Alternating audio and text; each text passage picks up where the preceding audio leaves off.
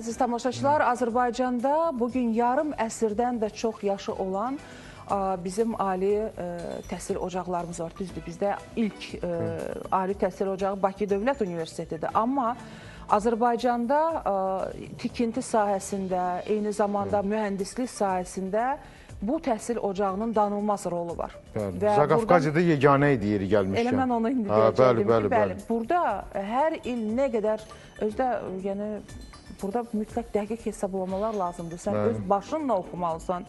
Və Gülüstan Sarayında da söhbət Azərbaycan Memarlıq və İnşaat Universitetindən gedir və Gülüstan Sarayında Azərbaycan Memarlıq və İnşaat Universitetinin yaradılmasının 50 illik yubiley münasibətilə təntənəli bir toplantı keçirib. Təbrik edirik müəllim və tələbə heyətinin. Rəsmi tədbirdən öncə təhsil və irs sərgisinə baxış keçirilib. Sərgidə universitetin zəngin tarixi, irsi, keçdiyi inkişaf mərhələləri, elmi-pedaqoji nailiyyətləri və müasir inkişaf strategiyası təqdim olunub. Tədbirdə dövlət və hökumət nümayəndələri, millət vəkilləri, Elm və Təhsil Nazirliyinin rəhbər şəxsləri, yerli və xarici tərəfdaş ali təhsil məsələlərinin rəhbərləri, tanınmış elm və mədəniyyət xadimləri, ictimaiyyət nümayəndələri, universitetin professor, müəllim heyəti, əməkdaşları və məzunları iştirak ediblər. Rəsmi Tədbirdə çıxış edən rektor, memarlıq doktoru, professor Gülçöhrə Məmmədova bildirib ki, deməli, Memarlıq və İnşaat Universitetinin 50 illik yubileyi universitetin keçdiyi şərəfli yola, formalaşdırdığı elmi məktəbə və ölkənin sosial-iqtisadi inkişafına verdiyi töhfələrə nəzər salmaq üçün fürsətdir.